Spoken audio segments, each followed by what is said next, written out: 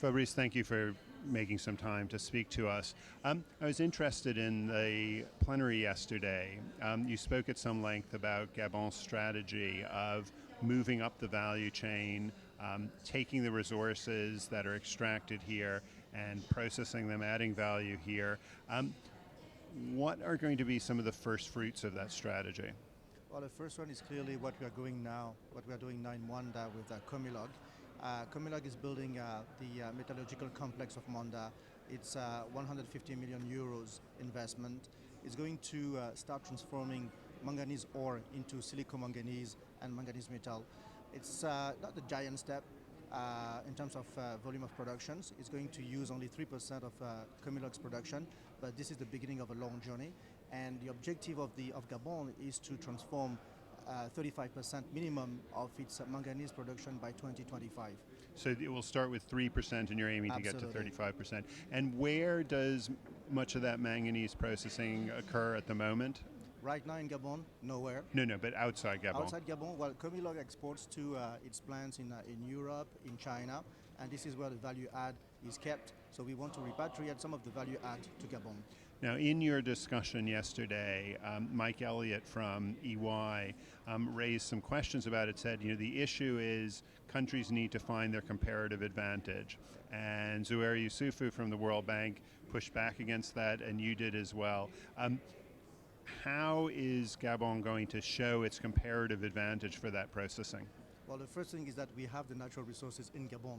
We don't have to import manganese. We have high volumes of high-grade manganese in Gabon that we need to leverage. So that's the main competitive advantage. We have the hydropower that we need to develop, and based on that, I think we can put Gabon on the map of manganese transformation in the world.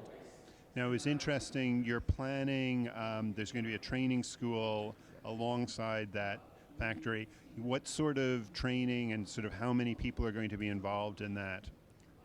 The school that Comilog and the state are building together through a PPP is going to open in September 2015. It's going to train technicians and engineers, technicians over 2 years, engineers over 3 years.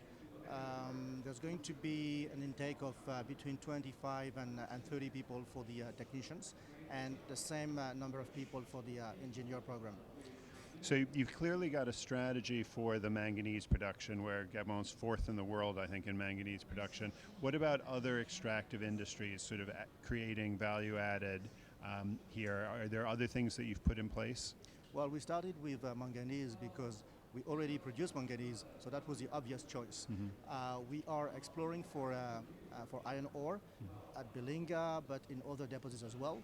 And once those deposits come on production, we will start implementing a transformation strategy regarding iron ore as well.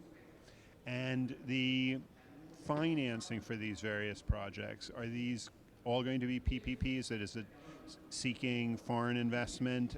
What sort of structure are you looking for? Well, clearly it's not going to be coming from the public treasury. We want to move away from just taking public money to spend in projects that the private sector could finance. Mm-hmm. So we're going to establish PPPs with the private sector, whereby the project is going to raise funding based on the merits of the project. This is exactly what Comilog did for the metallurgical complex in Mwanda. They raised money from Chinese and French bank and Gabonese banks to build the plant, and this is a model that we will replicate across the sector going forward. And that's seems a very good approach. What do you think will be some of the hurdles you'll face in terms of achieving this goal by 2025 and then going beyond that as well? Well, the first one is going to be human capital. We need to train people. I hope that is going to be enough.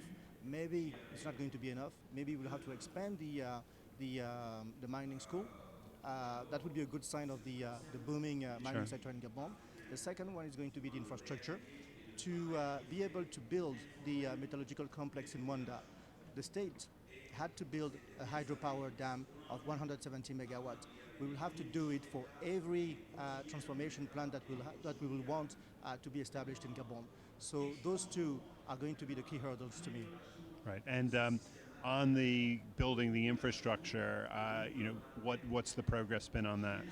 Well, there is a master plan for building infrastructures in Gabon.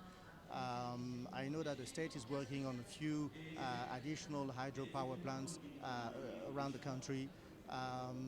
It's linked to the development of the mining sector and other sectors as well.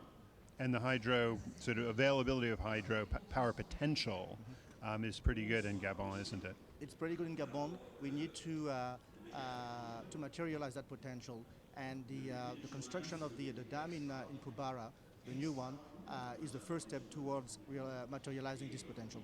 Great. Well, it'll be very interesting to watch the progress of these projects. Thank you very much. Thank you very much.